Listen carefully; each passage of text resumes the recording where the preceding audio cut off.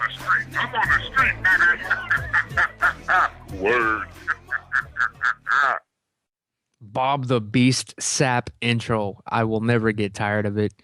And I will never disrespect that man. Bob Sapp gave us time out of his life.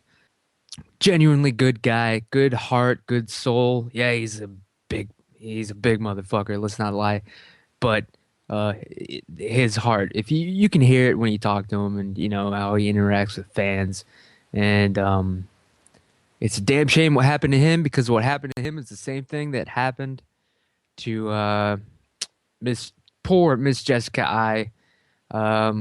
Ambush journalism is what I refer to it as. We'll get to that, Jessica I. We'll talk about the elimination of the knockout of the night bonus and the submission of the night bonus in the UFC.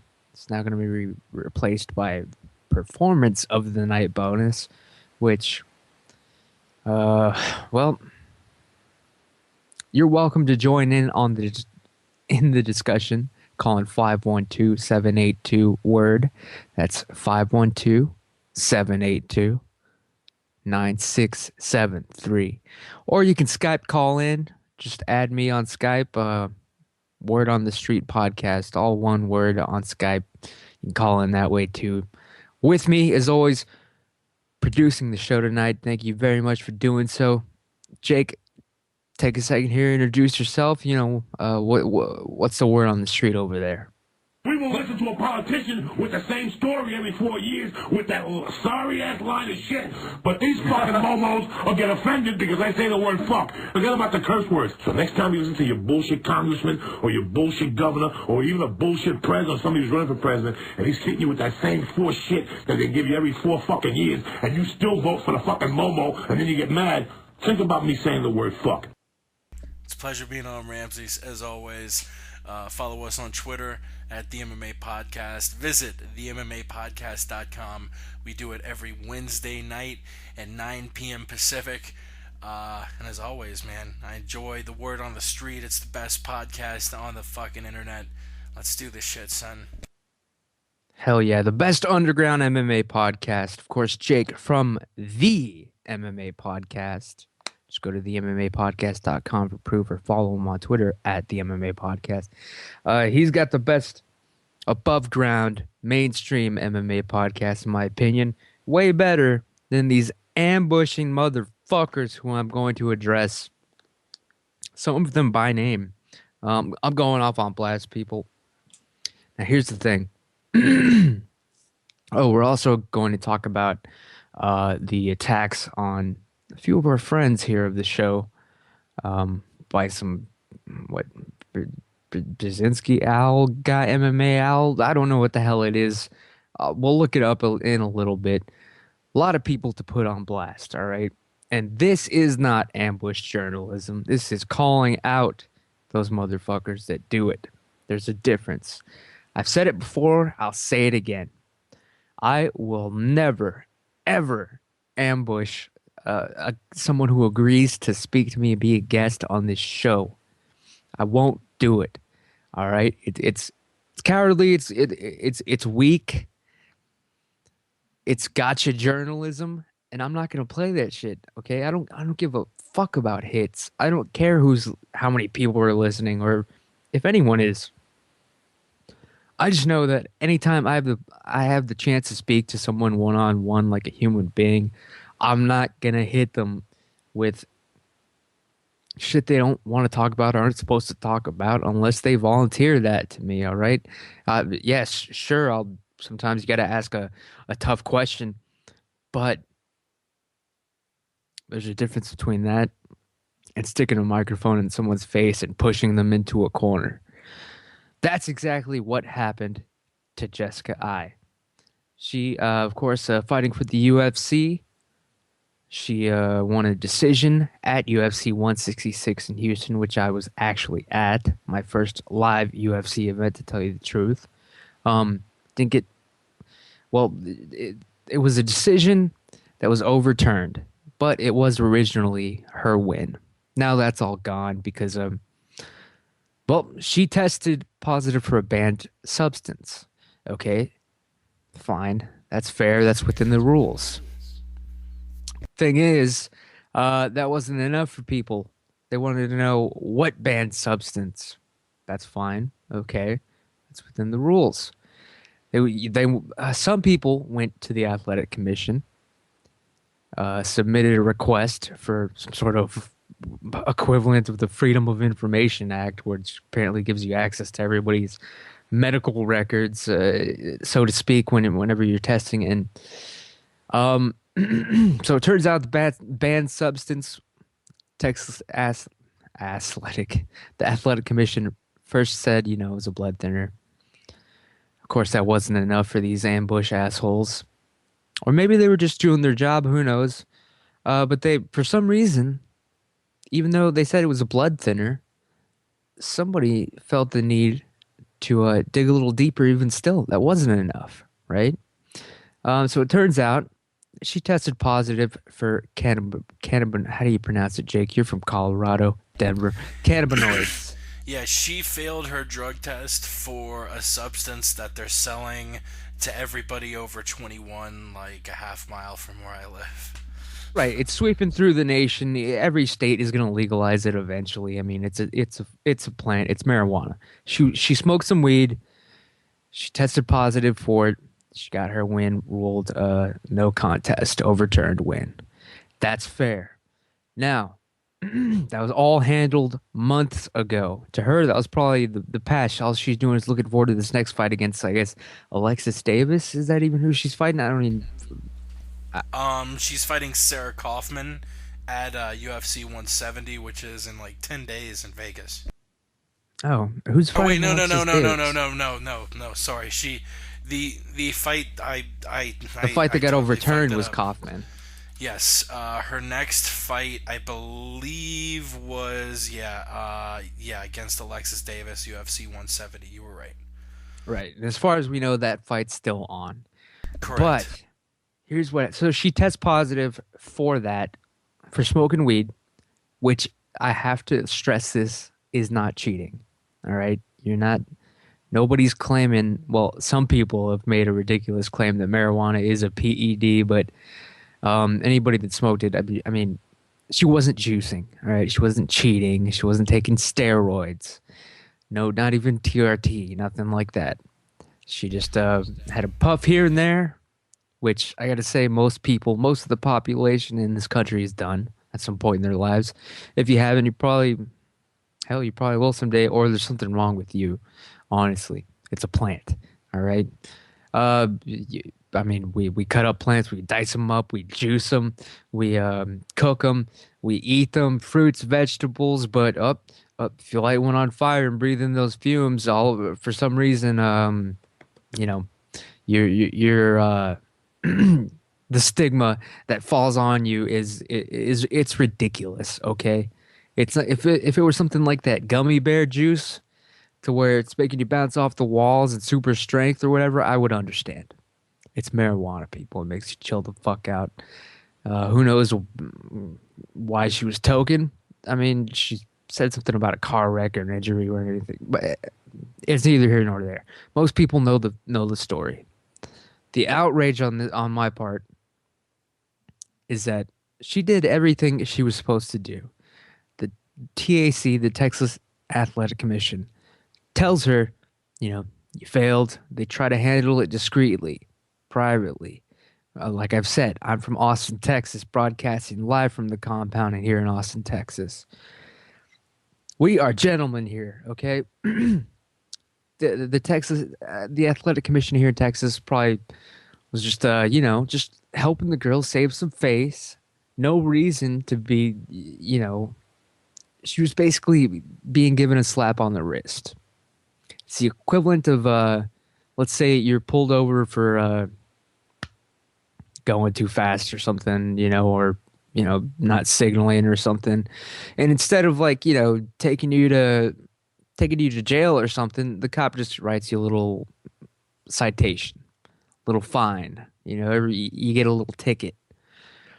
But this is the equivalent of you getting the ticket, you handling it, you paid it off, you did what you had to do. But there happened to be this one asshole citizen just lurking nearby watching everything. And what he's got to do is fucking just he's got to write the police commissioner and say, "Hey, what was going on here with this stop here? This person only got a citation. Well, I demand to know exactly what it was for."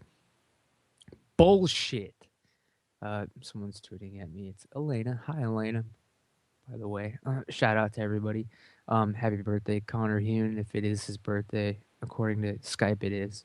Um, Basically, what happened was Jessica I pays her dues. She gets her citation. She pays her fine.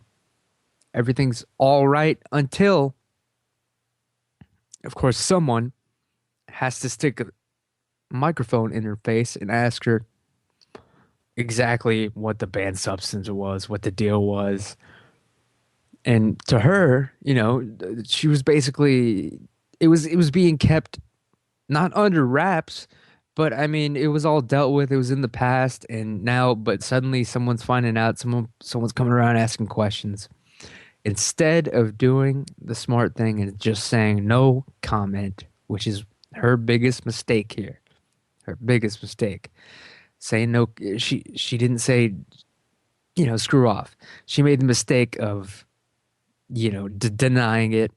She did lie about it. Which is kind of sad that the state of like MMA, BS journalism, and ambush journalism is at the state where you literally have to be rude, like you can't be like straight up with people because all they're looking for is a story that's gonna get hits.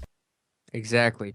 It's the vulture MMA media. I guarantee you, anybody that talked to her, they weren't looking to. I mean, I guarantee you, every one of these vulture media journalists coming around sticking a microphone in her face asking questions, they don't give a damn about her. They probably opened up every conversation with her with how's your dad doing? I heard about your dad. Her father's dying of cancer. All right, dying.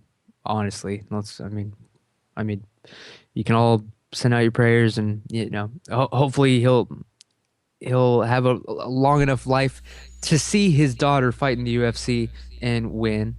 And donate to the GoFundMe she has set up. Right, GoFundMe.com, I believe, or I think. Yeah. Yeah, and then just look up Randy I. That's her father. Anyway, she's got all this shit on her mind. Someone comes up to her, microphone in her face. How's your dad? Whatever. How's it going? Can you talk to us for a couple minutes? Give us an interview. We're interested in your upcoming fight.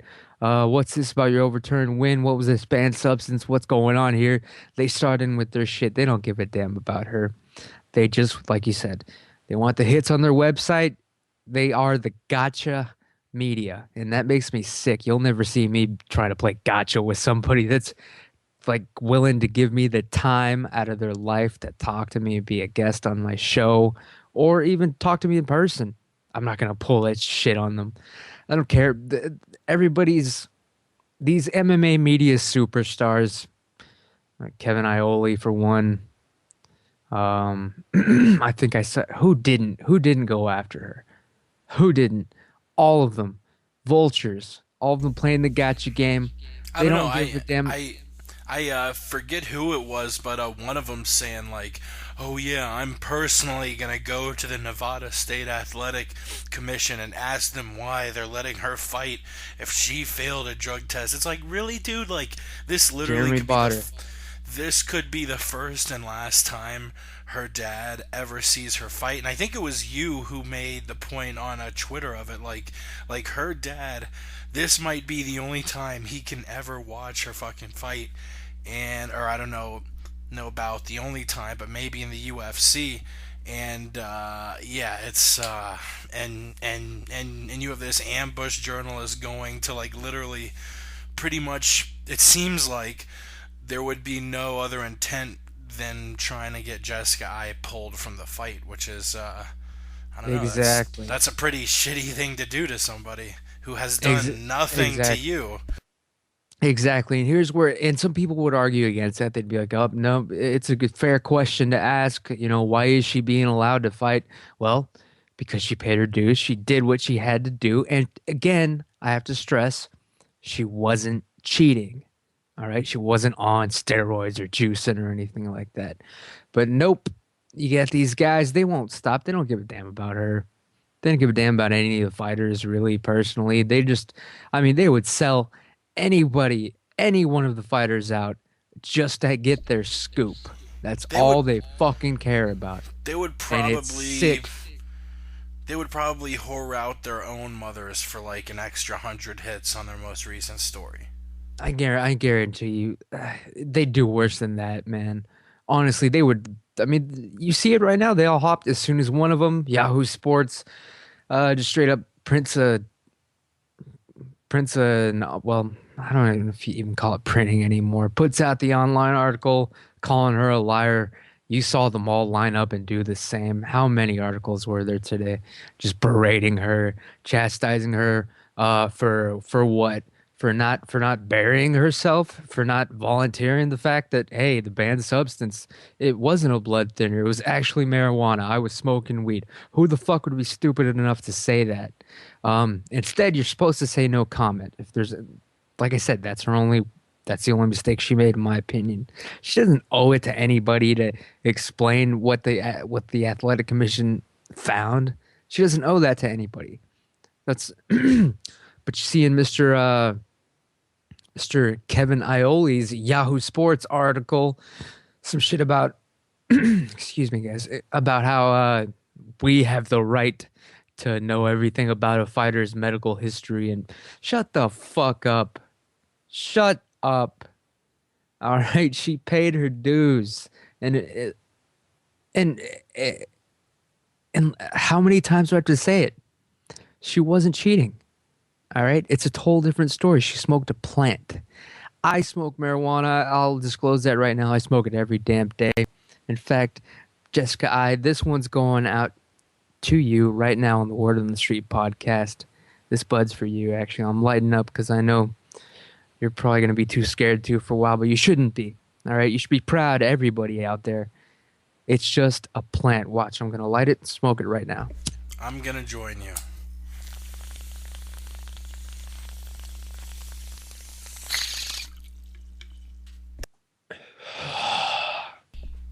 I feel better already, but I'm still pissed off.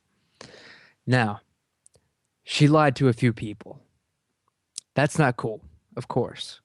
But at the same time, if you're cornered and you don't know any better, she's a fresh girl. This was she was coming off her first UFC fight.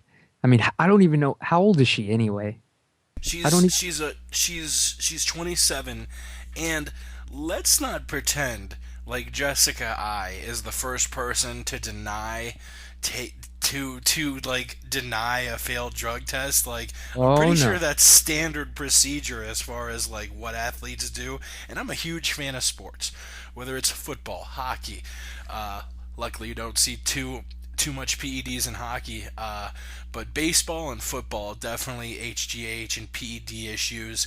And everybody in the world denies it. So let's not act that an athlete denying a drug test is like something we can hang him over. Like, give me a fucking break. And it's an unspoken, I mean, just like we know that most football players, it's come out, most baseball players, athletes, even stupid Lance Armstrong on his stupid bike was taking steroids, all right, and lying about it. Lying. He saw him cry on Oprah. I don't even think he cried or whatever, but just liars, all right? They lie about it because what? You're supposed to fuck. Who hasn't lied about some shit they did that wasn't any, but just I mean, I've lied to people just because it was none of their fucking business, just to get them out of my face, all right? But no, Jessica I was backed into a corner, all right? She answered questions that she shouldn't have even have had to address or be asked, all right? The athletic commission's to answer for that. We tried to be gentlemen here in Texas. Like I said, it was only until these vultures kept digging and digging because they wanted to know exactly what was in her piss. All right, they wanted to know what was in her piss, exactly what it was. Not enough that they said banned substance. Not enough. Not enough that they said it was a blood thinner, which marijuana is a blood thinner. Technically, that is not a lie. Get that straight, Kevin Iole. No, she did lie to a few people. Yeah, I'm not going to name any names. That's not cool. But at the same time, you have to understand where she was coming from, what position she was painted in. To her, it had already gone away. She'd already paid her fine. She paid something like $2,000, and she's on a like some sort of probationary status for a year or something. I don't have all the details on because I don't care because it's all bullshit. It's a plant. Yeah, she wasn't cheating.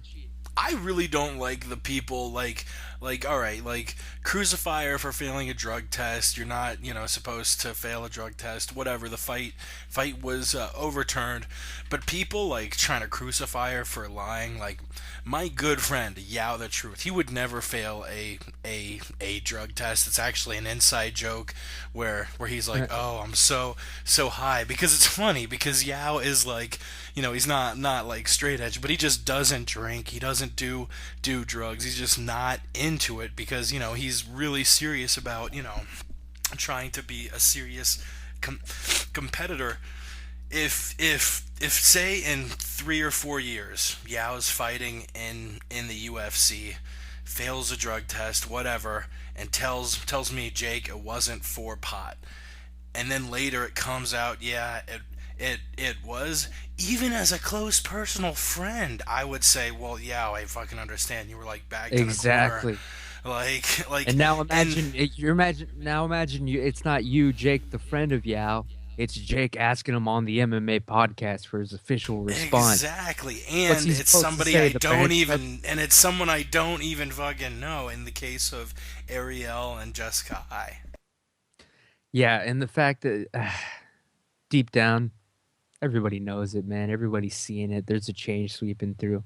We all know she didn't do anything wrong.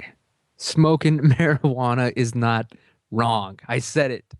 All right. It might be against the rules, but how many fucked up rules have been wrong? How many laws have been unconstitutional?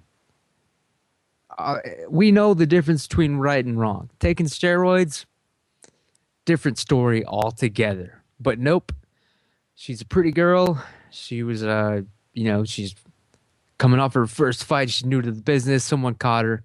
Someone played the gotcha game. Someone needed their hits. Someone wanted to get their fucking scoop. All right? That's all they care about. Again, they're vultures. They're easy to spot. They don't care about people.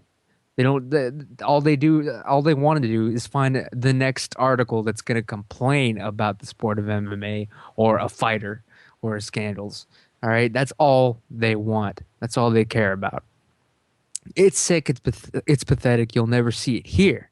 There's a difference between me calling a fight at work and being like, "Oh, he took a dive on that one," and ambushing someone that's on the damn show. All right, there is a difference.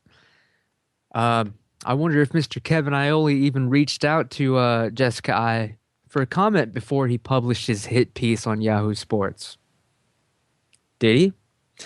In fact, another fighter, he defeated my Thug Jitsu master, Yves Edwards, a couple months back, November, December, knockout win. He covers his mouth. I mean, what is that? They call me Fancy Boy. You're a love man. When you walk in. Yep, he's a dandy. He's a real fancy boy. Yancey boy. Yep, Yancey Medeiros defeated the Thug Jitsu master Yves Edwards, who is one of my heroes, one of my top 3 favorite fighters actually of all time. Defeated him, but the win, guess what? It goes away. It's overturned because he tested positive for banned substance. But how many people gave a shit about that, Jake, off the top of your head before today? before yesterday, before people like Adam Martin and myself pointed it out. How many people were talking about Yancey Boy and demanding to know what was in his piss? Nobody. Zero. Zero. Nobody. Okay? But Jessica I, she's a pretty girl. It's a hot story. Everybody wants to bust the brunette version of Ronda Rousey, all right? Yancey, also his first UFC fight to my knowledge, I believe. Um Nobody was asking questions about him until today, until I pointed it out. Credit to Mike Bond from fucking what MMA Junkie, or I don't even know, but I gave him credit earlier on Twitter. He said thanks. But let's be honest, that was probably only because Adam Martin and myself pointed that out. Okay, the fact that his win was overturned, no one was demanding to know exactly the contents of Yancey Boy's piss. Nobody. That's hypocrisy in journalism, all right? That's it, and you know why? Because honestly, nobody cares about Yancey Medeiros. Nobody. It's not the hot story. Like, I'll give you the word in the street. I'll give you the rumors. But I'm not gonna ambush people that give me their time. All right, that talk to me like a human being. I guarantee you, every single one of these motherfuckers at the beginning opened up with "How's your dad doing?" this and that, before hitting record, sticking the damn mic in her face, and backing her into a corner. All right. Oh man, it's ridiculous, Jake. When is it gonna end, man? You actually live in Denver, Colorado, where it's completely legalized. You can walk into a store and buy it, correct? Yep. Do you believe that Jessica I did anything wrong besides you know besides lie? But I mean, as far as the actual smoking of the banned substance, you think it was wrong? I mean, honestly, what's your take?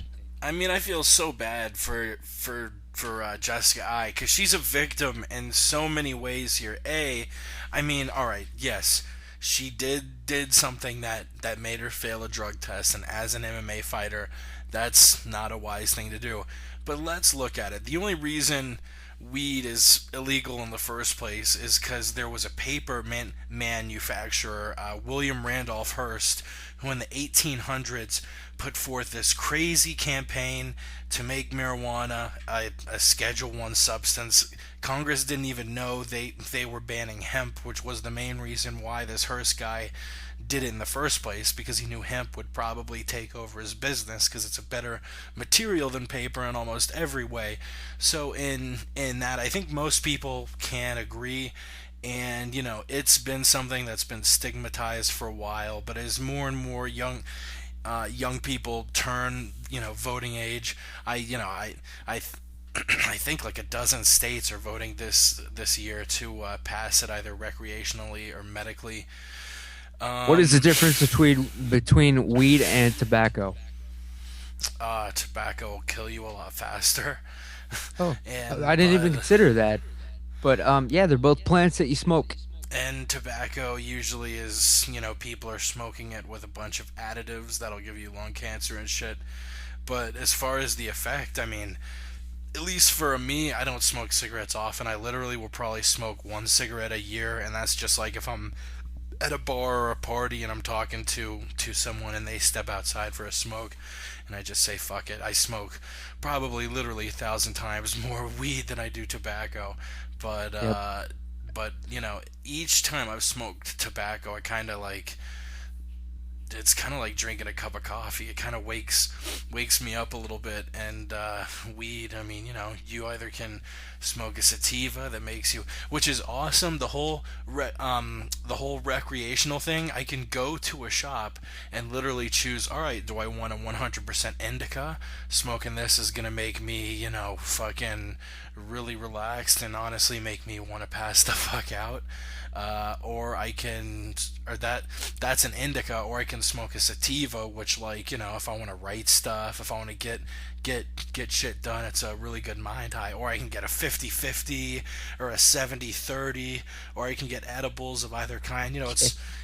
It's a really cool. You're making everybody jealous here, man. I'm gonna take another puff. And the city of yeah, fucking hit it up. And the city of Denver is getting so rich off of this. I mean, the first like week or two in January, I like noticed like a shitload more just people, whether it was like people downtown or cars in parking lots. Like, there were a lot of tourists here to take part of January 1st. And State of Colorado is on track to earn $100 million in taxes on marijuana alone. On track, right there. Definitely. Yeah. And there's more reasons for tobacco to be illegal, but more reasons even for I'm alcohol. Not against that. I mean, shit, alcohol. I like literally. I mean, I don't want to get dark, but like, I've got, I want to say, 3 people I know from my graduating high school class who have passed away. All 3 cases were alcohol related. One was a drunk driving case. One was literally just alcohol poisoning. And the other one, it was a whole issue I don't want to get into, but it was alcohol. One thing, right. The point is, in a perfect world, in my perfect world, you could take whatever you wanted that wasn't cheating. I mean, they don't test for alcohol or tobacco content in your blood. They test for marijuana just because it was made illegal on goofy ass reasons for no reason at all. It's not even addictive, which is what really fucking sucks is like Coke. Like, Coke stays in your system no more than 24 hours. Weed, I think the reason a lot of fighters get popped, none of these fighters are fucking smoking doobies like the night before a fight or the day of the fight. Wow. Like, well, I mean, I can name at least 2. Nick Diaz, Nate Diaz.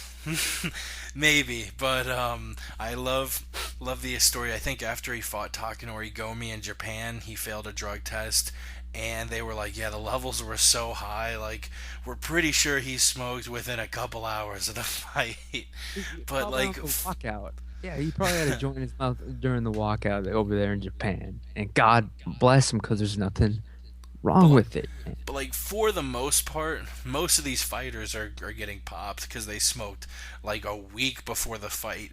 You're gonna have absolutely zero effects, but it's just really unfortunate that THC is a very latent chemical that sticks around your body for up to 30 days, like I said. Yeah, but let's break it down. So, I mean, Jessica I lied. But what did she lie about? Something that mattered? Did she lie about anything that mattered? Like, did she do anything wrong in the first place? What we're saying here is no. Okay, yeah. She inhaled a plant. She, of course, it's a banned substance. She shouldn't have done it being an athlete competing. But the rule shouldn't be there in the first place. It's like common sense here that has to be applied. Did she do anything wrong? No. What did she lie about? Anything serious? No. Lying, though, of course, not cool. Doing it personally, face to face, putting out a press release where it's just a bunch of lies. I'll never, of course, approve of that. But she was backed into a corner here, honestly, and she was too fresh. Right? She's not too dumb or anything. But trust me, she'll learn her lesson this time. But she was too fresh and too trusting to just say no comment. I mean, it's kind of weird when someone comes up to you and they're like, hey, it's just an MMA journalist and I'm a new UFC fighter. I need to talk to him. You're not gonna be like, stop talking. I'm not gonna answer your questions. No comment. Your instinct is gonna be to open up. But of course, she went a little too far because they pressed her too far. They backed her into that corner. They asked her those questions that really should have been asked of the Texas Athletic Commission. All right. And the TAC, I'm telling you guys, not just because I'm from Austin, Texas, the capital. Wink, wink, nod, nod. Shout out to Police Chief Art Acevedo out there. Um, TAC did nothing wrong either, except try to keep the vultures off of Jessica I. That's really what they did. They fined her. They put her on the probationary status. They tried to cover it twice, just saying it's a banned substance. That's that's a fact. It was blood thinner. That's also another technical fact. And then they finally were like, okay, Jesus Christ with you people. You wanna destroy her life. You wanna do this while her father is dying of cancer. Well, here you go. It was weed. Now print the story calling her a liar. Pot smoking liar in front of her. That's what her father had to wake up to today. All right. All the MMA media sites that were calling her daughter the next potential Ronda Rousey, calling his daughter, sorry. Now what he woke up to is she's a liar. She she she's a she's a druggie. I mean, who knows how her dad feels about that? I don't even know. I mean, I pray to God he didn't even read a damn thing. It's all right. I hope he doesn't even know how to use the internet. But nope, you gotta get the scoop. You gotta get those hits on that site. You gotta go after the pretty girl and find out exactly what was in her piss, because you gotta get the most hits, most views. You gotta get what is the anytime anybody has a big breaking story now on if you follow on Twitter, the MMA media vultures, all they do is bitch about who should get credit for it. Gives a shit, honestly. I mean, it's you see it in the sick commercial journalism on your Fox News, your Nancy Grace, whatever, just trolls. Just vulturing trolls. You think Nancy Grace has ever given a damn about anybody she's interviewed? These grieving mothers or fathers or daughters? No, of course not. She just wants those views. So, I'm sorry. It infects MMA me. It's so sad to see this happen to the sport of mixed martial arts, but that's not the only change that's coming around. I mean, we're going to see a lot of we'll move on to the next thing that got quietly announced here. Pretty much, a big change in MMA. Jake, can you guess what I'm talking about? Yeah, and if I could make one more point, because it No, actually please, transitions actually, perfect yeah. Let me into the next take thing. your take your time. I'm sorry for kind of rambling and ranting, but I felt passionately but strongly about this. I had a lot to get off my chest. So take your time right now. I gotta Yeah. drink some water and calm down and have another smoke from Mrs. I. Miss Drink I. a, Sorry. drink a damn glass of water for Miss I. Smoke a damn bowl for Miss I. The thing I wanted to bring up actually has to do with fighter pay. And I assume that's the next topic you wanted to talk about, the UFC changing up their bonus structure. We'll talk about that in a second. Got But it. a story that really kind of bummed me out was Jessica I. It's already sad enough she has to start a GoFundMe account to pay her dad's medical bills. I mean, she's a top 5 women's bantamweight, and she has to ask for money from strangers to pay for her dad's cancer bill. That's pretty sad.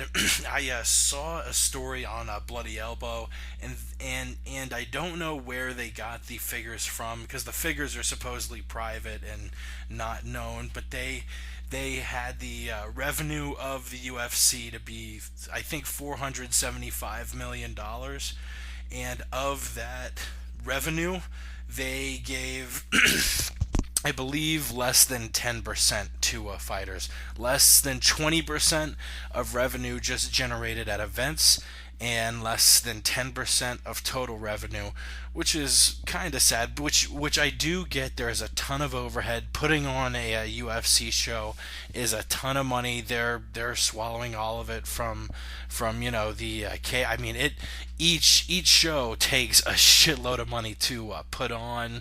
They're going internationally. We don't know the kind of money it takes to go to a Brazil, a Japan, a Germany, Europe, Asia. You don't know what it costs to get set up in those countries and put on fights. But it's sad that your average MLS player is making more than your average UFC fighter, when the UFC, I mean, how much more popular is it than the MLS? I mean, you have fighters who get paid $8,000 to show, $8,000 to win.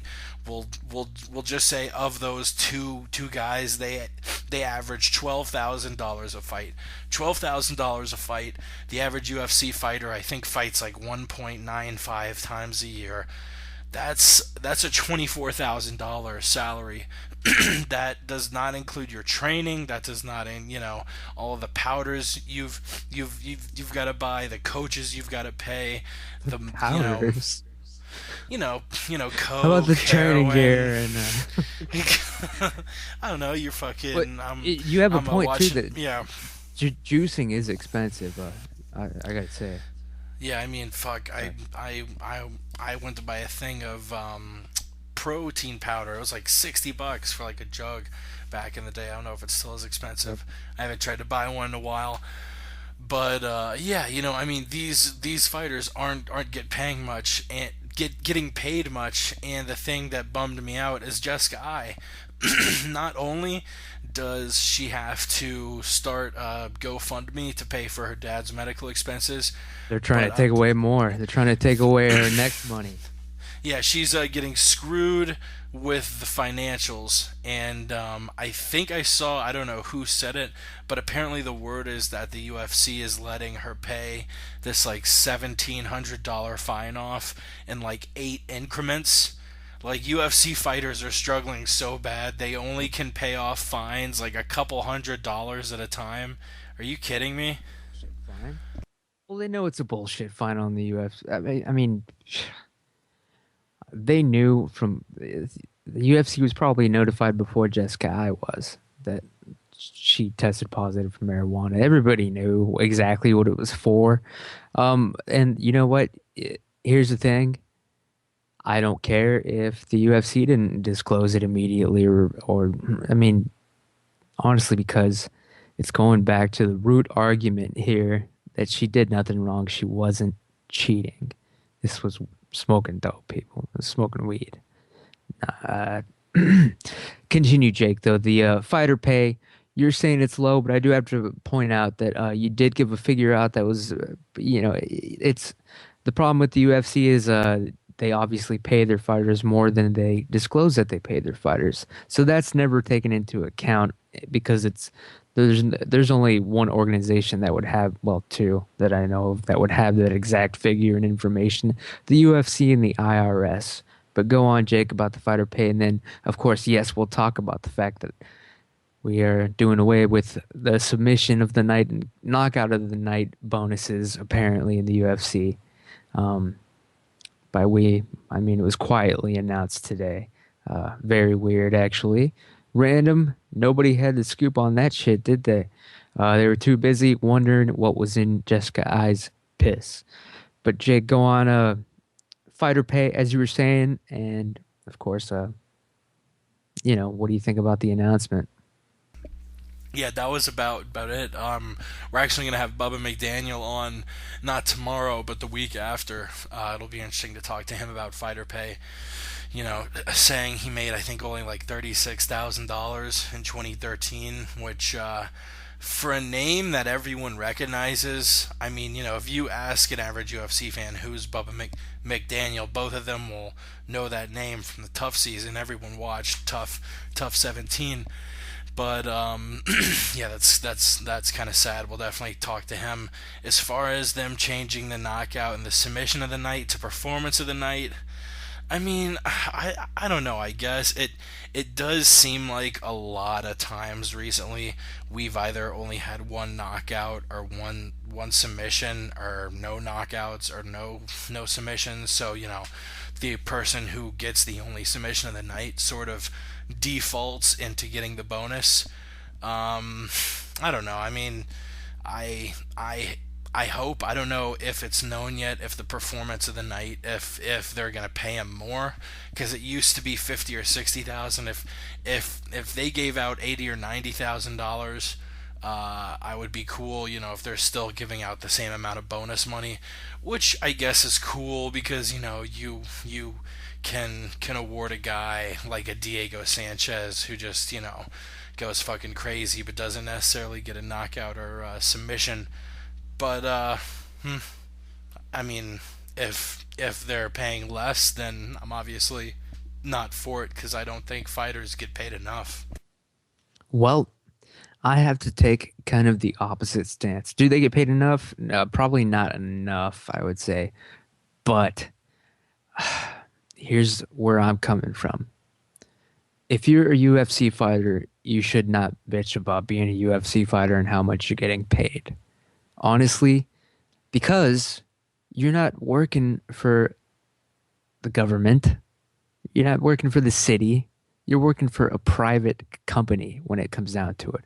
A private company, and it is sports entertainment. It's not a nationally organized sport. It's a private company.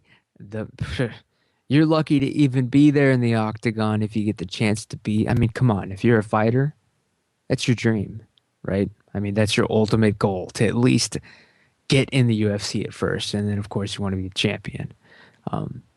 But we Yeah, don't all get it does have a little bit of value to it, but not enough to where you're like, oh, this was your dream, so I can pay you less. right. But what you see here is fighters saying they're not getting enough money or whatever when they have the opportunity to make up to what 120, 130, 150 grand, even at the lowest level. You get submission, or sorry, you get fight of the night and knockout of the night bonus, easily 120 grand, 100 grand. Of course, another marijuana victim, Patrick Bam Bam Healy. He's won that much in one night. One night, okay? Instead of getting paid 6 and 6 or 8 and 8 or 16 or whatever the fuck it was going to originally be, $100,000 in bonuses taken away because he tested positive for marijuana. People, he inhaled the plant. He breathed in the smoke. He did not cheat. Fuck. That pisses me off. He should get his money back as well. He should get his money and his win back. Jessica, I should get her win back. Um, but the real people will know. I just want to say that to anybody that's ever been a marijuana victim. We've reported on them all the time on this show. Anybody, even if you're not even a fighter, just a person that's been arrested or done time for being in possession of a fucking natural plant. There are those amongst us who know that it's not going to matter to us. We know you did nothing wrong. And so, you're lying about nothing, basically, Jessica, I have to say. But next time, no comment. That's the biggest advice I can give. That's it. That's the only thing she did wrong. I mean, what? Who knows? Maybe her dad is the biggest anti marijuana. Like maybe he's just so old school. It would have devastated him if she had been just straight up with the media and just been like, "Yeah, I tested positive for marijuana." Just right off the bat, if she'd done that, I mean, we don't know. Um, Getting off track again, but yeah, give Patrick Healy his 120, 130 grand back. Or it's ridiculous. You know you know what these activists did? The gotchas, the let's bust them for a plant people did. They gave that money to Brian Caraway. All right, they took it from Patrick Bam Bam Healy, a real fighter, and they gave that money to Brian Caraway. Do you really want to live in that world, you people? No! Blood. That's right, man. Jesus Christ. Um, so yeah, so they're doing away with submission of the night and knockout of the night. Jake, I want to know before I give my opinion, why do you think this is? Why do you think this happened? Uh, do you think it's been quietly announced? I mean, how come nobody had the scoop on it? What do you think the UFC's motivation was for getting rid of it? I mean, I mean, maybe even was it revenge? Because all these fighters are talking about, hey, we should get a union going, this and that.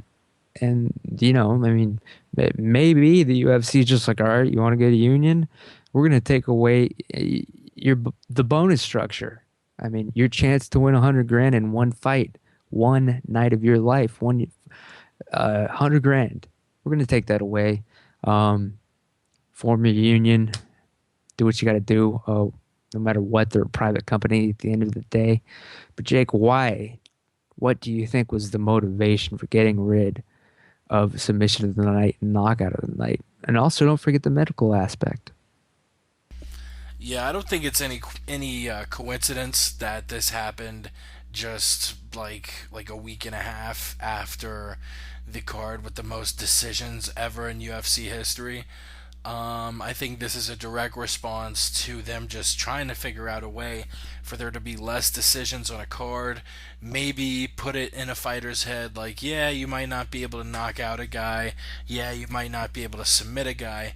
But if you go out and, really work your ass off and try and go for the finish, kind of like Diego Sanchez I mentioned before, if you really go out there on your shield, then you might be eligible for a bonus. And these bonuses, I mean, these are huge for all of these fighters. So, and if you're a legend, a champion, it gets into the millions per fight, people.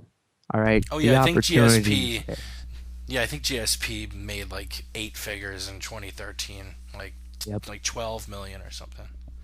I would love. How many people would kill just to have a job right now, and not only that, just to have a job that paid you based on your performance in America right now.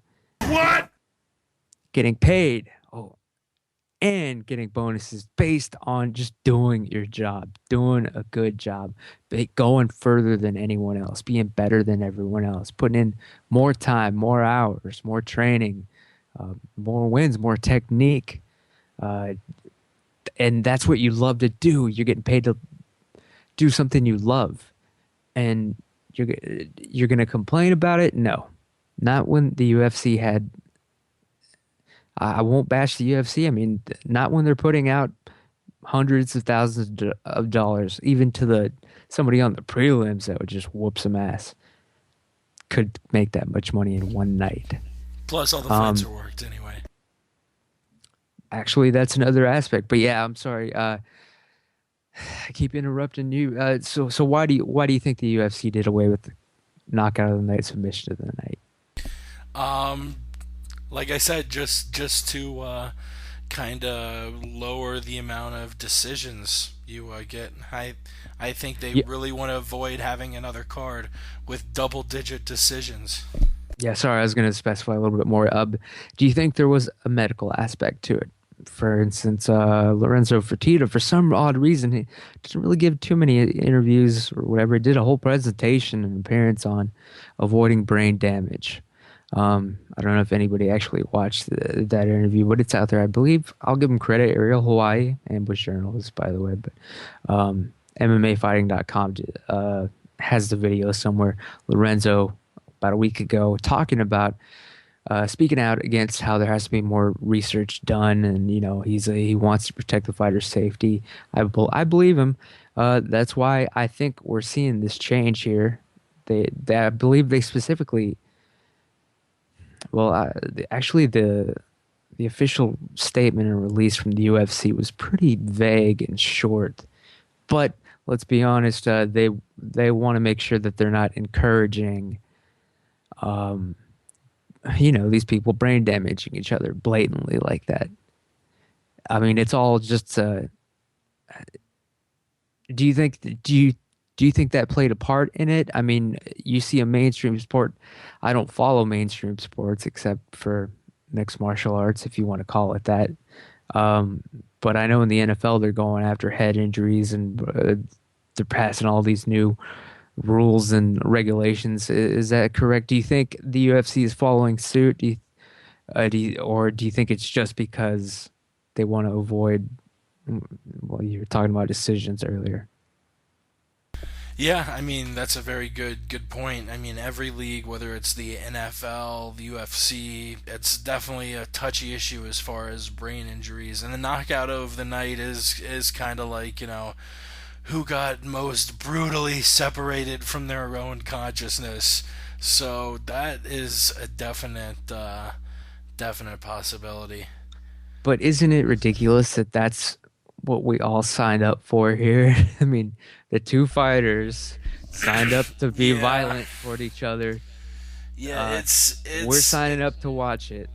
it's getting mainstream to the point where the people who run the show, like, they can't really act like they're into the brutality of it. They have to act like they're into like the artistic, like fucking Rogan talks about, oh, it's a beautiful art when you have a guy who's really skilled in karate and jujitsu taking on a boxer and a wrestler, and the way those styles will contrast both standing up and on the ground, and it's a really beautiful stylistic thing.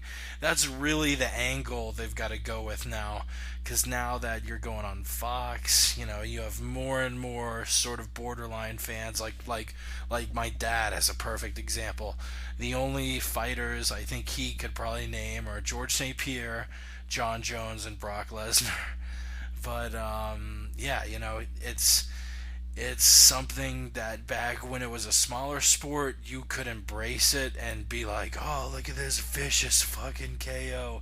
But now you've you've got to sort of pretend, which sucks. And maybe society can get to a point where we don't have to pretend we like just the brutal aspect of it.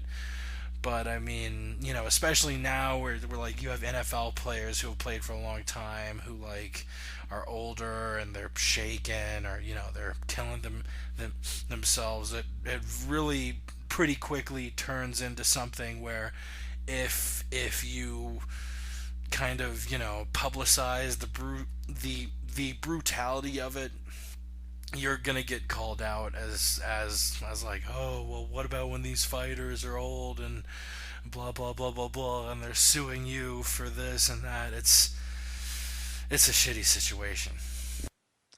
Like I said, well, yeah, honestly, nobody wants to wants people to get brain damaged, but like I said, we all signed up for this, all right? The fighters especially understand the risks. Trust me.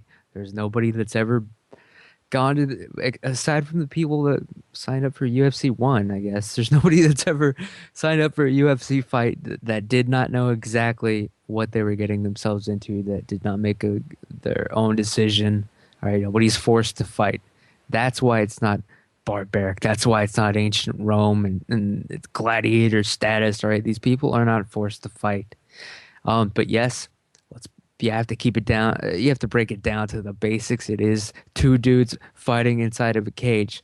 Our hero, Mr. Chael Sonnen, says it. At the end of the day, it's just a fist fight in a cage. It's cage fighting. It's ridiculous when you break it down. If you took away the helmets and the padding from in the NFL and saw a real game go down with these beasts, it would be ridiculous. It would just be, they would say down, set, hike, and then half of these people would be knocked out. All right, that's how every play would end. The quarterback, eventually someone would just kill him, just break his spine.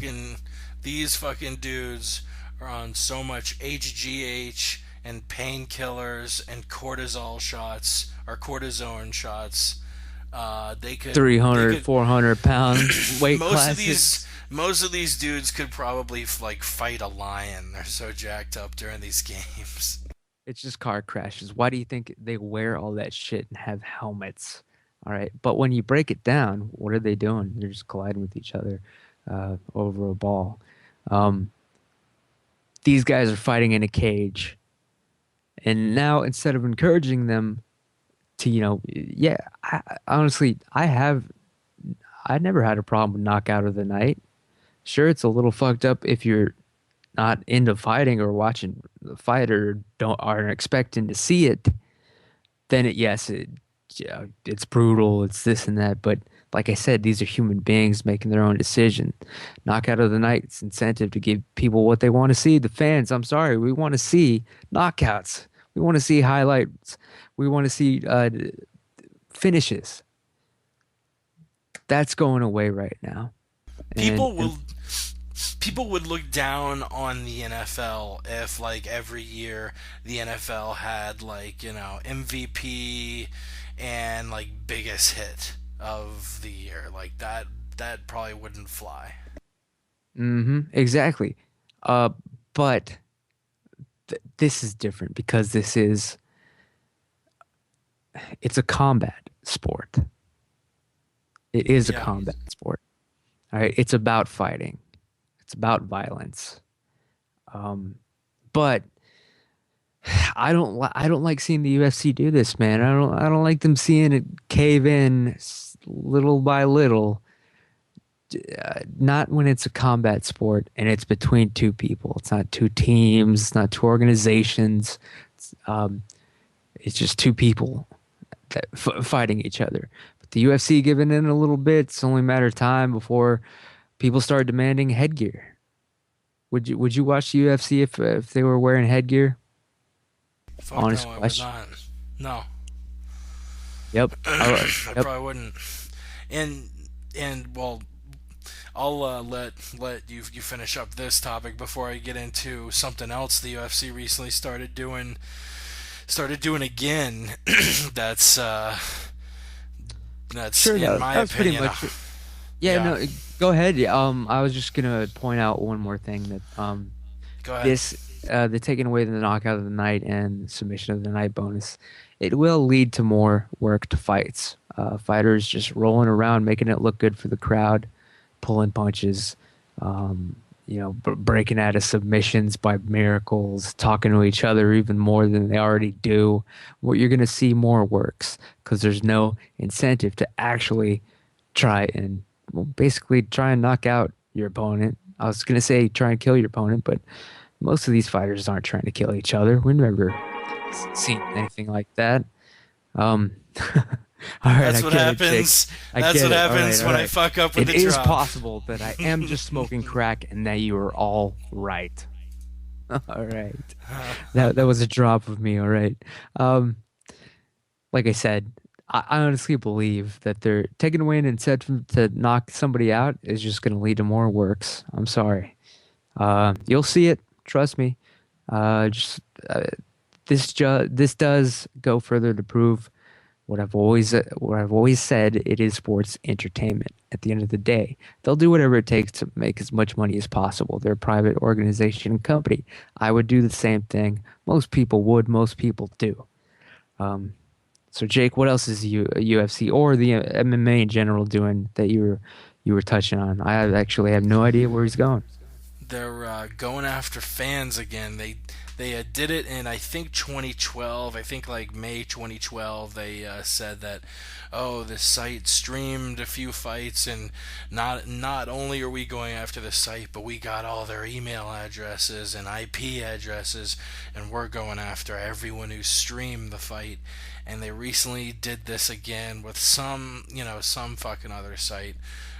Basically saying the same exact thing. Not only are we taking down the site, but we have all the users' information and we're going after the users, which, in my opinion, there couldn't be anything dumber for the UFC to do.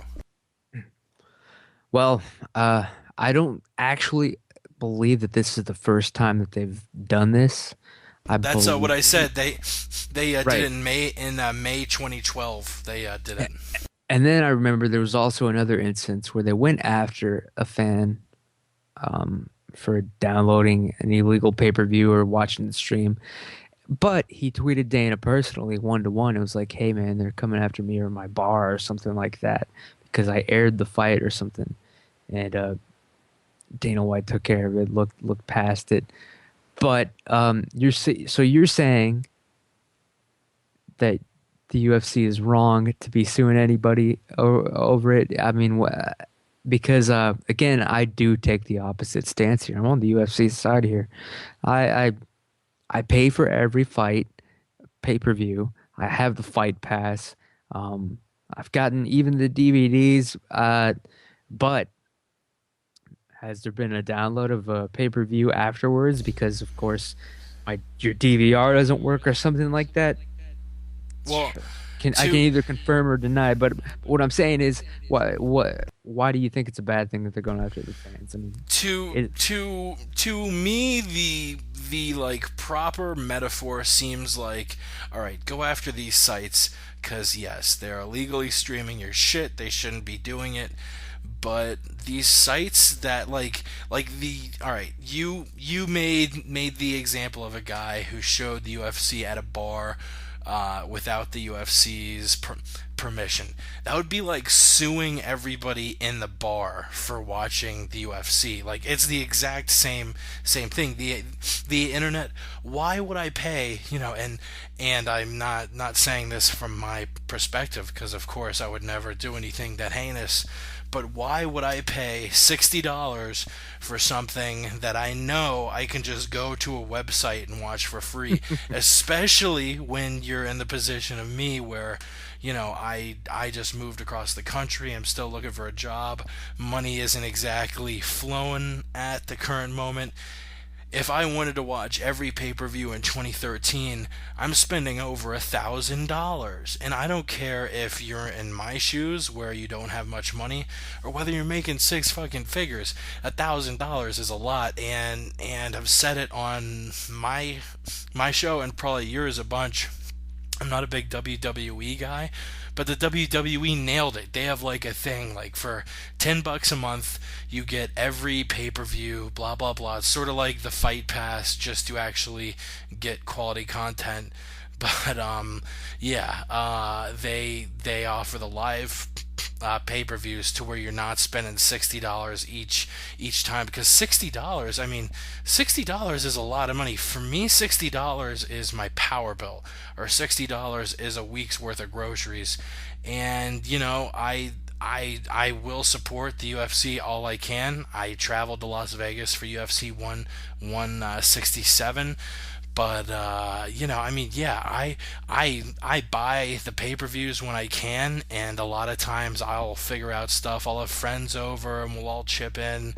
I've had friends over for a UFC a bunch, and we always buy the pay-per-view, and I'll chip in $5 or $10, or I'll go out to a bar or something. But really, to honestly expect somebody to pay $60 for something they can stream for free, and these aren't like any like people. This isn't like my dad who only knows John Jones and GSP and Lesnar. The people who are streaming the UFCs, these are the dedicated fans. These are the hardcore fans. These are the fans that you don't want to piss off, and you don't want to take to fucking court. You want to make them fans of the sport for their entire life. So to say, oh well, these people are wrong. You may as well sue every single person in a bar that's streaming it for free. Sue everybody. Because they're doing the exact same thing. I mean, it's Jerky Boys reference. Sorry. But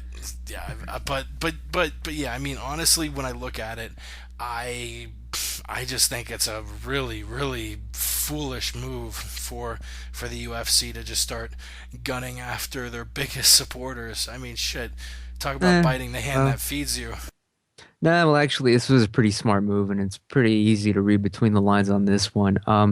Basically, Fight Pass. It's just a PR move to fucking scare people. All it is a PR move. Yeah, I've never heard an actual story of like a bunch of fans being like, "What the fuck? The UFC suing me." But nobody. It's a scare probably isn't tactic. real. Yeah, it's a scare Right. tactic for sure. This will probably get dropped in court a little months down the road. You know, whatever. Somebody he'll pay the $150 or whatever the hell he stole.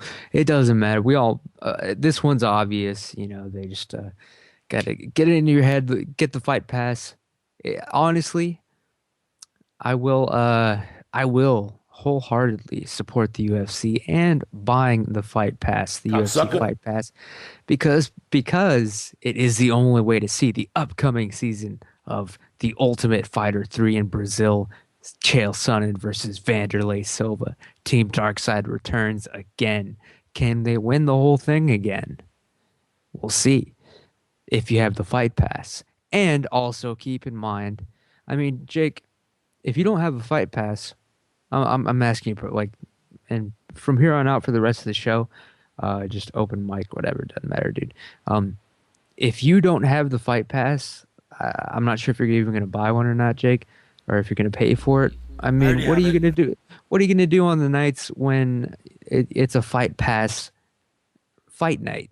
You're going to watch some shitty ass stream? Like, I mean, isn't it a pain in the ass already? Well, I'm not saying that you do or don't, but isn't it a pain in the ass watching a pay-per-view online illegally anyway? Like, what, viruses and know. the stream doesn't I have the no stream idea. is the stream has got to be absolute shit. I Okay. wouldn't know. Of course, I'm not accusing you. I'm not going to ambush Jake here. I'm not going to be like, "No, I demand to know. You tell me right now, Jake." You know, that would be ambushing Jake, which I don't do. I am not a vulture. Now, getting back to what we were talking about, though, I believe that it is. I think it's stealing, dude. Honestly, I don't do it. I pay for it every time. I've never regretted buying a pay-per-view, because of the fact that to do otherwise, to watch an illegal stream, that would be stealing not only from the UFC but from the fighters. All right, the less money the UFC makes, the less the fighters make. So how can you complain about fighter pay? Not you, Jake, but I mean, how can anyone complain about fighter pay and they're downloading, they're not paying for the pay-per-views? You're taking it right from the fighters' mouths. And I refuse to do that. I have too much respect for them, honestly. And you know, I go to work every day. You know, well, you know, it's not like I only make 8 figures, people. 8. I'm like, but it still hurts a little bit. $60, but I've never regretted it. I mean, who has? Except for maybe I guess the last one might have been a little, but it I was, was about to say that, yeah. But like, but it was I don't 2 know. championship fights. I don't know if I can justify paying the UFC more than I do my power company over the course of a year. Right? Yeah, that's it. It is gonna get a little pricey. It's gonna get up there, but at the same time, I mean, what's better than the UFC right now? Is the product worth it to you at your level of fandom? And if you had the means, you'd pay it. Not Definitely. you, Jake, again, but Oh, you yeah, know what I'm not saying. me. Yeah, if you had it, you'd pay it. But I want the people that are on the edge there, the people that can afford it, but don't pay for it. I just want you guys to know it is stealing. I mean, Hey, and when Dana White goes after some of the most dedicated UFC fans out there, let's not forget, like, a few months ago when Justin Bieber tweeted out, "Hey, does anybody have a stream for the UFC? I'm looking for an illegal stream." And Dana White's like, "Justin, cut it out. Like, really? You're can you imagine? You're gonna be fucking lenient with, like, a millionaire pop star, but not with the most dedicated fans of yours who are, middle class."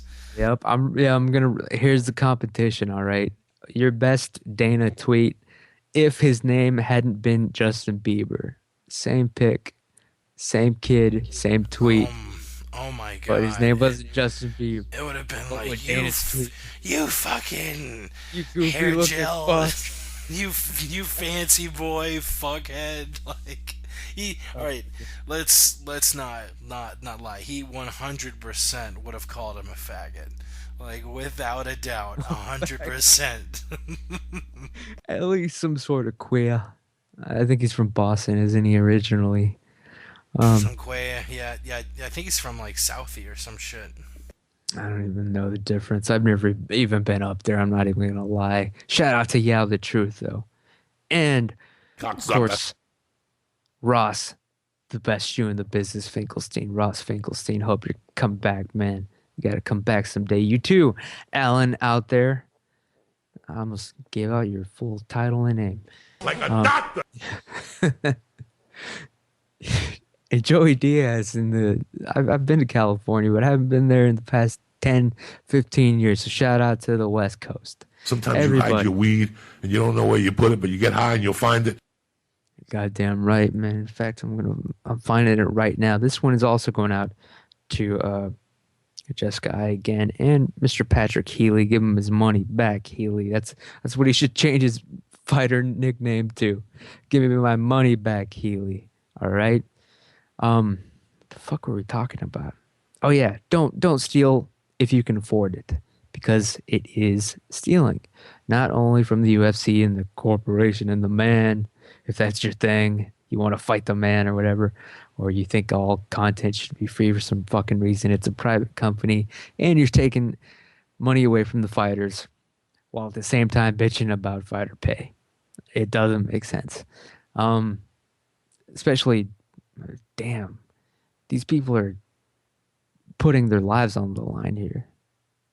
Does your job involve that? Not many people can Yes. claim that. Mr. Allen can. But you get what I'm. I just started Oh, working as a okay. lion tamer. It does. Yes. So yeah, get the damn fight pass. Because honestly, what are you gonna watch a shitty stream of the fight pass, and you're gonna have to dig around, search for it. I mean, when it can be in HD quality for only $9.99, you're gonna get at least 2 to 3 events per month. Not to mention the greatest season. I'm predicting it already of the Ultimate Fighter, Chael Sonnen versus Vanderlei. You're gonna see the rumble in the jungle that is Brazil. For that reason alone, I gotta say, get it. I'm very sympathetic to people who watch the streams, but I am 100% gonna buy the Fight Pass. It's not expensive. I mean, you can pay the exact same for Netflix or Hulu Plus, and who the fuck wants to watch what the fucking Big Bang Theory, Sleepless in Seattle? You don't have time for that bullshit. UFC Fight Pass. Go back, watch previous events. Even pay-per-view events. I saw our boy Sean Sheehan posted out a picture, a screenshot from UFC Fight Pass. If you watch the right video and pause it at the right moment, you will see Brittany Palmer's nipple in full HD. It's good times. Yep, it's even better in person, people. Trust me, that is the word on the street. Hell yeah.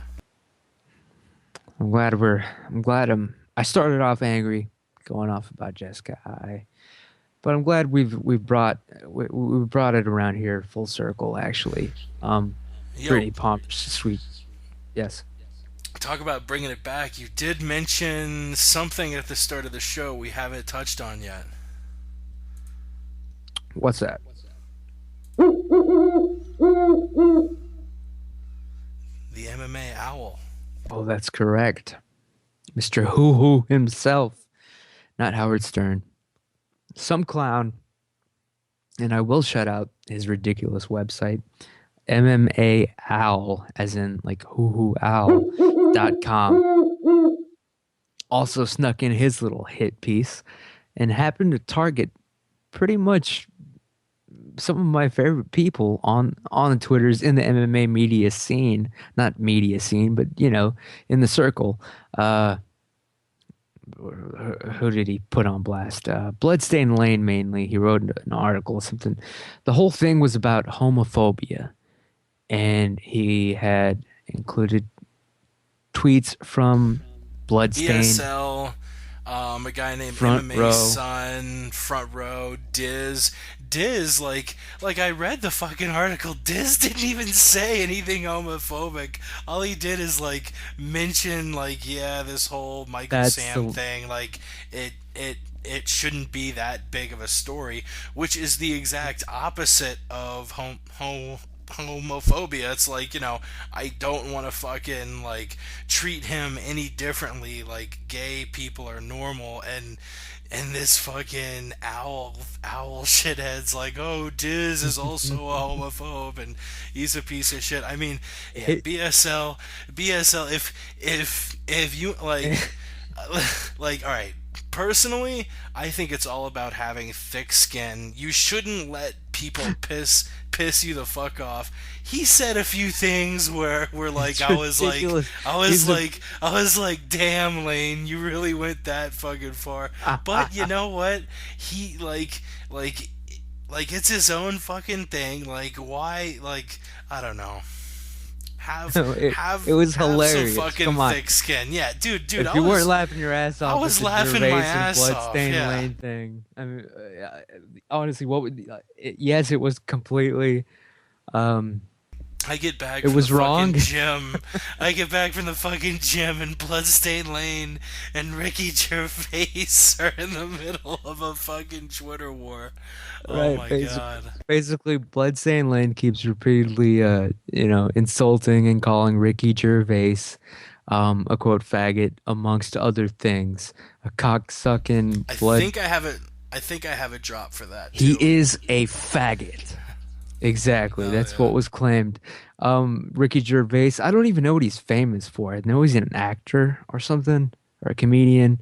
And I know he had one fake boxing match that was a total work. But yeah, him and Bloodstained Lane went at it. And yes, Bloodstained did make some homophobic.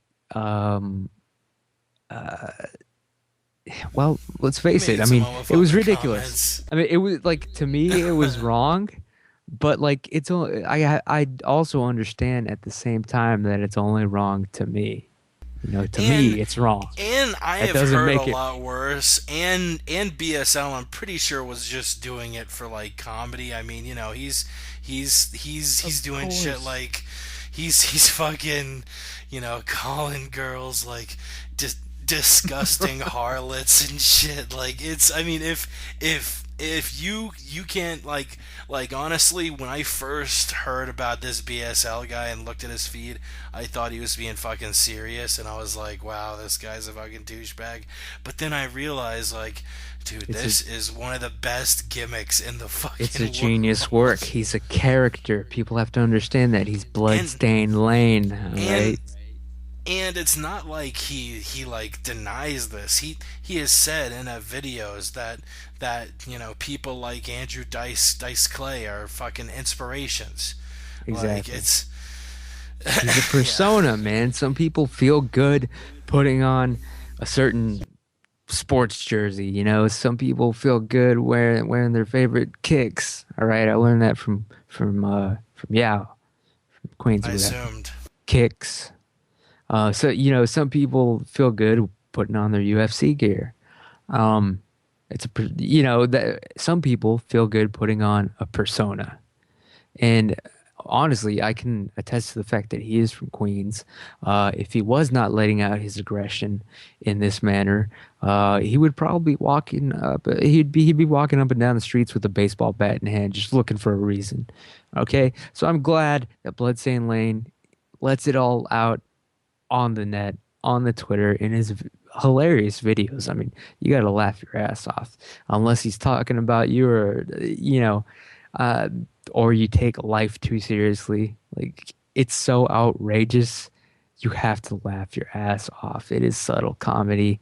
Yeah, it's racist, it's dark, it's deep, it's also, the way some people out there really not are, but he represents an unspoken, silent, not majority, but an equality, especially in this country. He's bled same lane. He's a character, people. Um, but no, before I forget, this MMA Al son of a bitch, who I don't even know, even though Jakey told me Duke Duke Yo, Basinski or something like that, or who is this not, guy for real that wrote the article? Duke hit me. Basinski, not even well, I don't know what his name is, but I'm not even gonna mention his Twitter because homie doesn't deserve any follows. Okay, well, I was pretty close with. I don't know. I I've don't know already what his shouted out name his is. I'm website. gonna look it I mean, up. Duke Basinski. Yeah, I it's actually encourage people to look him up and put him on it's blast. untethered Subo. That's untethered UNTETHERED SUBO, and I guess you were close to his name, Duke Basinski. It's Untethered sub. Derek Subo Tiki. So he's Who? untethered, Subo, because I'm so untethered. All of you sheeple are also tethered to the man, but I'm untethered. I'm untethered, Subo. I'm the MMA owl. And yes, I want to say to whoever this guy is, fuck you, especially for trying to put my man Diz from Talk MMA on Twitter on blast. Fuck you, Derek Basinski, whatever your name is, untethered sub. Duke Basinski. I don't know why that cracks Whatever me his up so much. Oh. whatever his name is, fuck him especially because like honestly, you were right. He pulled that Diz insult out of nowhere, insult my man. I know, But, like Diz and it had fucking nothing to do with tweeted the at him. story. This fucking tweet at like he like didn't even mention how it was a homophobic comment, was just like fuck him, and like basically the whole like article, all it was like, oh, look at him, he's being a bigot, oh, look at him, I don't like him, and like literally the last paragraph was like, okay, everybody, let's all stop following these people. Like, what the fuck was like? This is just like the He called fucking. for brutal, forceful, vengeful. This is like when like Uh, the loser calls up his a loser friend, and he's pissed because because it's the Twitter isn't fair, blah blah blah. We need revenge, and these people need to stop being Fallout. Fuck off, Duke Basinski. that's right, man. I hope I hope he forgets to renew his domain, and then someone snatches up his website. All right. I hope his car spins out of control and he's unharmed but scared to death almost. Um, You know what, and Duke, you might be a fucking owl, but we're eagles here on the Word on the Street. you're goddamn right. And that will bring us to the wrap up of the show almost. Where there's one more topic, dude. But yeah, just one more time in case maybe he wasn't paying attention or hibernating. I don't know what owls do. Fuck you, Mr. Badusky, whatever.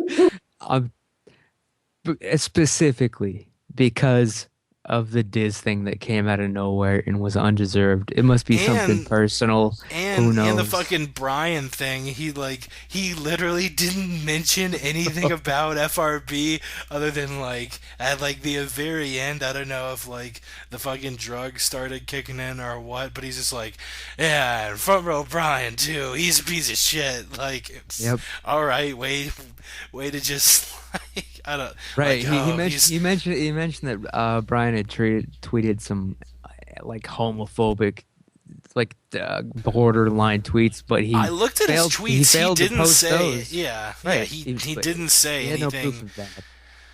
Yeah, other than speculating if Urban Meyer's the gay, which I think is pretty obvious to most people who know the situation with he and my boy Timmy T. Right. The gay is that the gay NFL player or whatever's going on? No, that's a whole different issue. Wait. So what was the owl? The He was owl saying, was talking about the NFL guy. I don't know. Maybe Brian said something about Michael Sam, but I even looked at his feed and I didn't see anything that was like even borderline offensive. yeah, of course not. I mean, well, yeah, this was another just a hit piece, a troll trolling, but obviously for hits, which he got, and he got a mention on my show. But I mean, if you want to follow Untethered Subdom, what was it? It's I at don't at at Duke Baczynski. No, at Untethered Subo. Untethered, like you're, know. I'm not Subo. tethered to the. Yeah, Subo is his last name. Subo Tiki. It's Derek Subo Tiki, aka Duke Baczynski.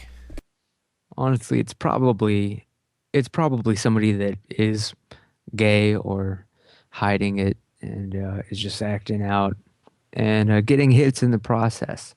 God bless him. But honestly, don't fuck with my man Diz. Come on, that was uncalled for. I understand the bloodstained lane thing at least.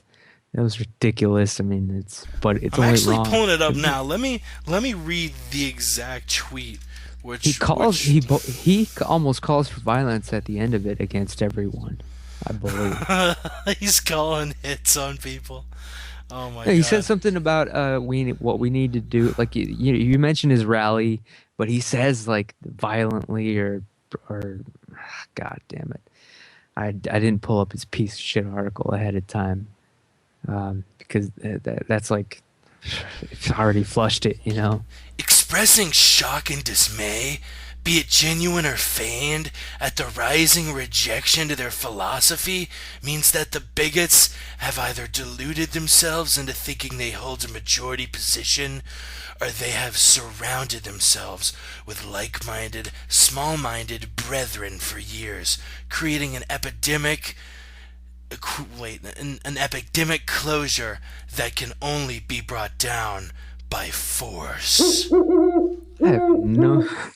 Yeah, doesn't he say something like about forceful, vengeful countermeasures or something at the end of it? Drummed out of our ranks. That's what should have happened. This is what should happen now. Public condemnation. Brutal, forceful, and relentless. This is the only thing that can pierce the veil these morons have made for themselves. Almost like you're some sort of corrupt preacher. That's exactly what this guy sounds like, except he got a hold of some big words and a website.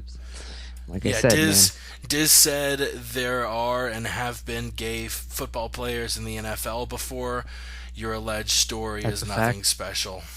that's a fact as well. Yeah, I mean, yeah, it's a little different that he's openly gay, but I think as far as the locker room thing, which that's all that fucking matters, to bring it all the way back to the original point of fuck these media members and fuck fans too, who think they're so entitled, like, oh, this person didn't do this and that, and fuck them. If you're a fan or you're a member of the media, the only thing you're entitled to do is buy a ticket and watch the damn fights. Everything else, whether you're meeting people, whether you're getting a tweet, whatever it is, they don't owe you shit. So Yep. it brings it all the way back to the point of people who fucking think, oh,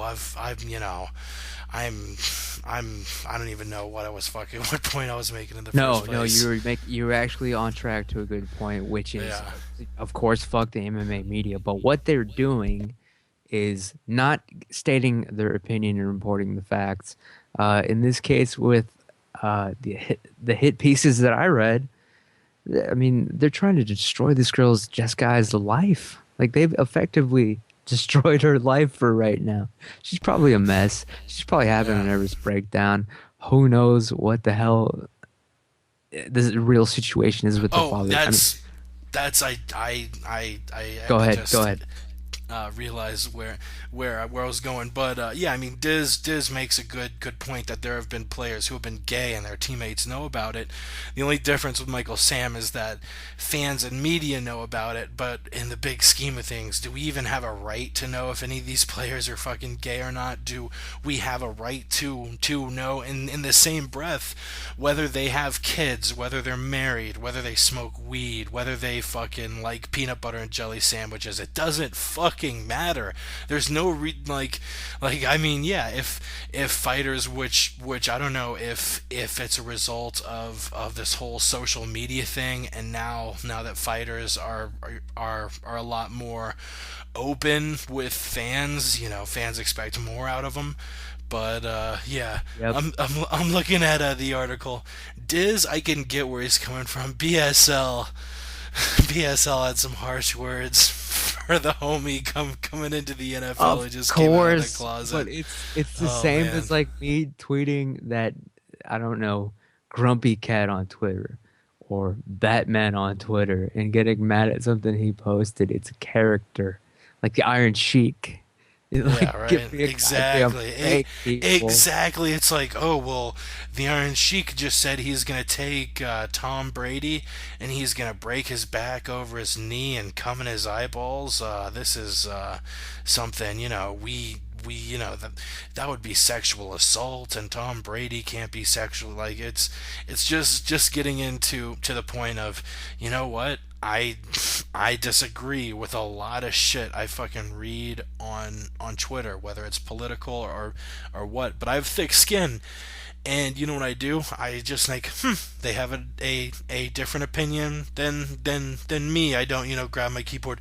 No, you're wrong. They blah, must blah, be like, condemned. Yeah, What right. needs to Just happen now? just move out to MMA Colorado. Buy some fucking legal weed. Yo, MMA Owl, the craziest thing of all is MMA Owl lives in Colorado. The owl should be stoned as fuck, but Probably was writing that shit, man. I don't even know. I'm hoping it was a sick joke by Duke, man. Baczynski, man, if you're out there, dude, you gotta turn it around, man. I'm telling you right now, that is the word on this street. We could have, instead of having 3 new friends, have at least 20 new enemies. I guarantee you that. You son of a bitch. Fuck you. Duke Baczynski. Damn right, people. And shout out to Front Row Brian, Bloodstained Lane, my man Diz, at Talk MMA on Twitter. Whoever the hell else this Duke guy is fucked with. And God bless everybody, even though I don't believe in religion. But there's what this guy's doing here, calling for public condemnation of somebody. That's your basic. That's like your Bible huckster. That's your fire and brimstone approach to things. That's your let's stone Frankenstein. The mob mentality, the vulture mentality. That's exactly what I am raging against in this podcast. But we will end on a positive note. Jake, did you hear about Chael Sonnen taking the time, risking his life, his security, his looks like damn near his marriage, all these chicks kissing on him, meeting his Brazilian fan club, his official Brazilian fan club as they've now become. But did that actually? I haven't talked to you about it at all. Did you hear that he did that? Did that make it not in the news, but you know what I'm saying? Did it make it on your front page? I'm friends with Coach Huey and Coach Clayton on Facebook, so I saw the pictures they were posting up, and yeah, it was really fucking cool, and I think it's a hilarious juxtaposition where you have Vanderlei, who will be infamous for not showing up to interviews and not being that fan friendly. Yeah, I'm not. And he saying doesn't live in Brazil. Yeah, I mean, I'm not saying he is a horrible person and won't speak with fans and be nice or anything, but I mean, it's kind of funny how Chael Sonnen is doing more like fan promotions in Brazil than Vanderlei Silva. When Vanderlei Silva wants to be like, no, you would disrespect the country, you do this, you do that, but Chael's the one going out fucking, rubbing That was shoulders too. with the That was too Brazilian easy. fans. Your impression was too easy to understand. That I could tell what you were saying. You go to Brazil. I know it's going to Brazil. I see it Brazil fancy. There you go. I want to fuck Chuck. Fuck Chuck. Fuck fight the Chuck. Good. God, God bless Vanderlei too. But yeah, you're all right. Chael definitely doing a better job with the fans as always, and the promotion. Um, Apparently he even got jumped by Vanderlei's guy. We covered that whenever it broke. But I do want to point out that two of the members that met Chael Sonnen represented his fan club in Brazil. Were on the show a couple weeks ago. Check it out on Twitter. Well, on Twitter, Jesus Christ. On YouTube, check out the interview. Just search Word on the Street, Chael Sonnen Brazil Fan Club. We did an interview with two of them, Caroline and Rafael. They ended up meeting Chael about 2 days ago. They met all of Team Sonnen. Of course, all of Team Darkside showed up. Coach Jamie, the living legend Huey, one of Chael's boxing trainers and coaches. Ultimate Fighter coach, alumnus from 17, repeating again right now as we speak. He will be on the show soon. We're going to have to... I'm going to have to give him a call or something, line up a little time. There's a time zone difference. Otherwise, he would be here tonight on the show with us. I guarantee you that. So shout out there to the coach. I hope he gets at least a chance to pop this in and hear it.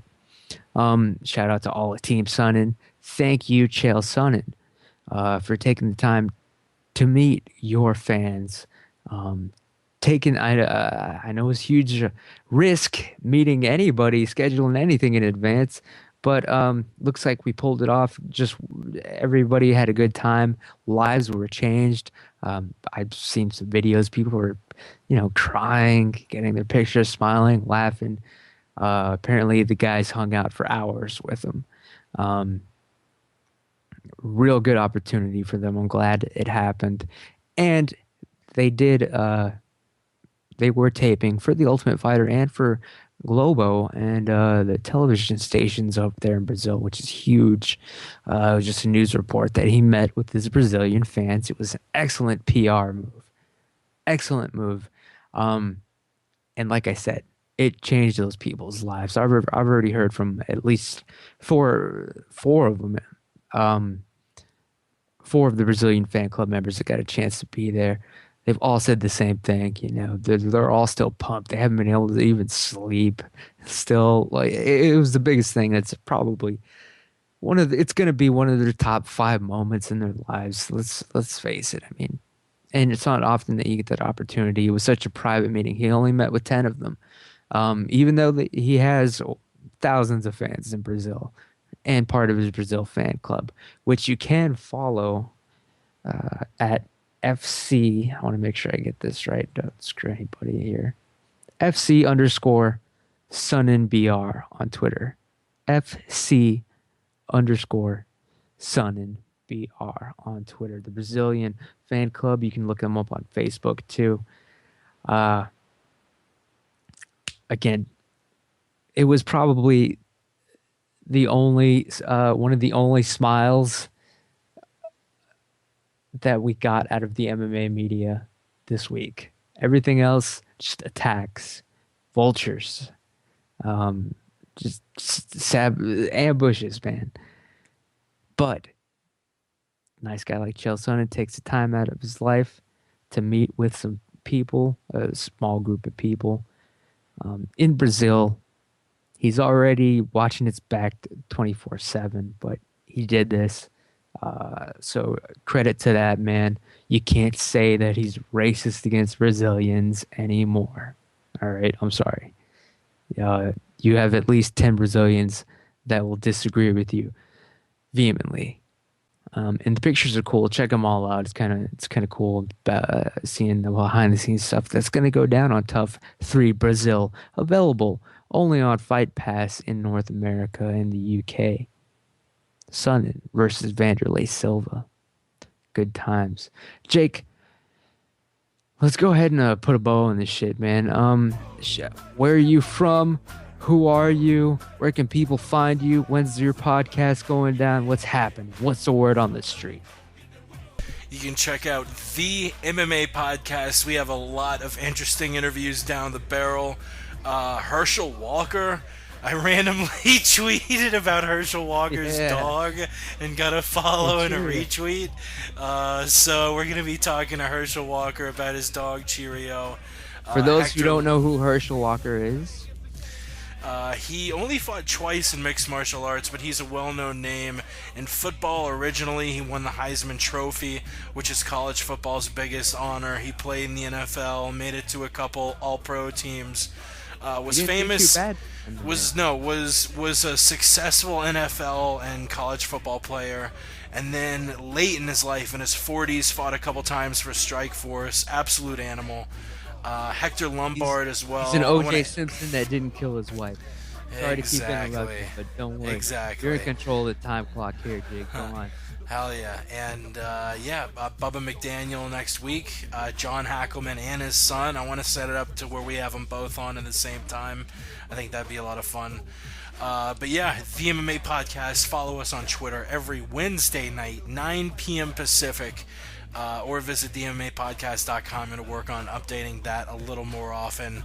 We appreciate the shit out of you, the listener, and I appreciate the shit out of you, Ramses. Word on the street. Hell yeah, people. Thanks for tuning in. We will see you next week. Next Tuesday, I don't know what's going on. I'll try to get a guest as always. But thank you for tuning in.